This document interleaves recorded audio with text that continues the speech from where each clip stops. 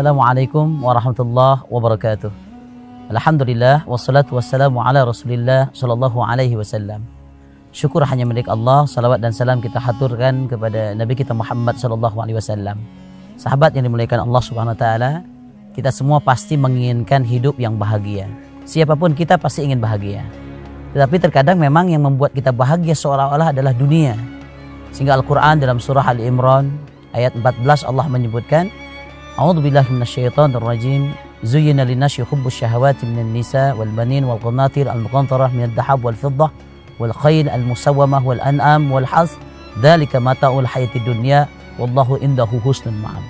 Dijadikan indah bagi pandangan manusia kecintaan terhadap wanita, anak, harta benda, tahta, sawah, ladang, semua dunia ini membuat menjadi indah. Tapi Allah mengatakan dzalika mata'ul hayatid dunya. Yang demikian itu adalah kesenangan dunia, bukan kebahagiaan. Wallahu indahu husnul ma'ab, dan tempat yang terbaik daripada kesenangan dunia itu adalah wallahu indahu husnul ma'ab, kembali kepada Allah Subhanahu wa taala. Sahabat yang dimuliakan Allah Subhanahu wa taala, lalu bagaimana ketika kita ingin mencari kebahagiaan? Banyak orang yang mengukur kebahagiaan itu dengan materi. Ada dulu namanya Adolf Mickley, orang terkaya di Jerman. Kalau betul bahagia itu menjadi sumber kebahagiaan itu adalah materi, Adolf Mickley tentunya dia tidak akan mati dengan cara menabrakkan dirinya ke rel kereta api, dia ditabrak dengan kereta api, dengan cara bunuh diri. Kalau betul dia orang terkaya membuat bahagia, kenapa dia bisa menjadi bunuh diri?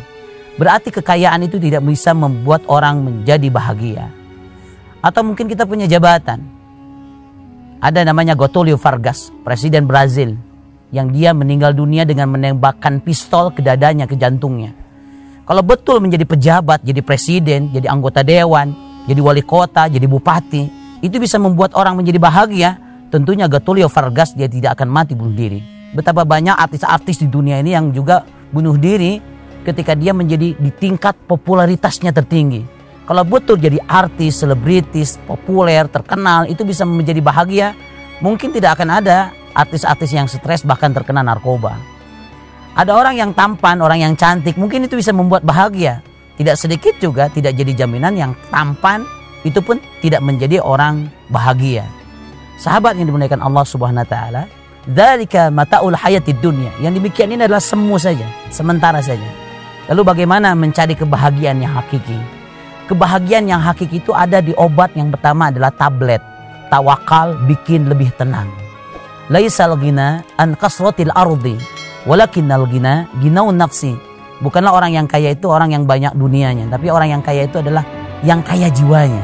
Ketika jiwanya dipenuhi dengan ketawakalan kepada Allah, berserah kepada Allah, berharap kepada Allah, sehingga dia mengatakan hasbunallah wa ni'mal wakil, ni'mal maula wa ni'man nasir, wasta'inu bis sabri wassalah. Ketika dia ada masalah, dia minta tolong kepada Allah, iyyaka na'budu wa iyyaka nasta'in, berharap, bergantung, ar-raja, semuanya hanya gantung sama Allah saja.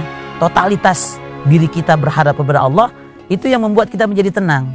Alladzina amanu wa tatma'innu qulubuhum bidzikrillah, ala bidzikrillah tatma'innul qulub. Adalah orang-orang yang mencari ketenangan dengan berzikir. Karena hanya dengan berzikir kepada Allah lah kita akan jadi tenang. Orang-orang yang berharap, bergantung kepada Allah, itu kunci ketenangan. Yang keduanya adalah syukur. Selain tawakal tentunya ada orang yang bersyukur. Syukur ini adalah qalbun syakirun. Bukan hanya ucapannya. Wa amma bi ni'mati rabbika fahaddis. Setiap dia berucap subhanallah, alhamdulillah, ucapkan rizki itu, tetapi juga hatinya. Dia tidak pernah membandingkan dengan orang yang di atasnya, sehingga dia merasa kurang dan kurang. Dia tidak pernah mengeluh dengan ucapannya, sehingga dia selalu membandingkan dengan orang lain. Apapun yang terjadi, dia selalu melihat nikmat yang banyak. Fa bi ayyi ala'i rabbikuma tukadziban. Bahkan Allah mengulangnya berpuluh-puluh kali. Ataupun kita juga lihat bagaimana dalam Al-Quran disebutkan, wa in ta'uddu ni'matallahi la tuhsuha. Seumpama kita mau menghitung nikmat dari Allah, tentunya kita tidak akan bisa menghitungnya, karena begitu banyak nikmat yang Allah berikan kepada kita.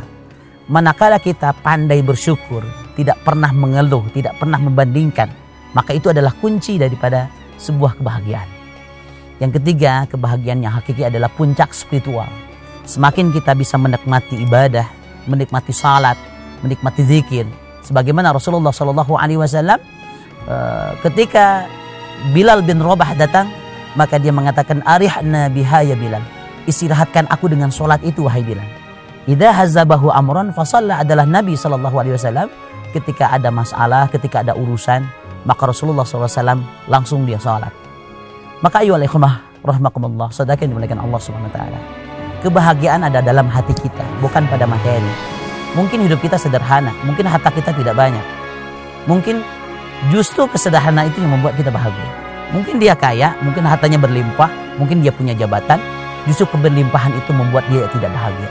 Karena letak bahagia bukan pada materi, tapi bahagia adalah ada dalam hati kita. Semoga Allah berikan kebahagiaan kita. Rabbana atina fid dunya hasanah wa fil akhirati hasanah wa qina adzabannar. Allah berikan kita bahagia dunia dan Allah berikan kebahagiaan kita di akhirat. Tentunya Allah kumpulkan kita di surganya.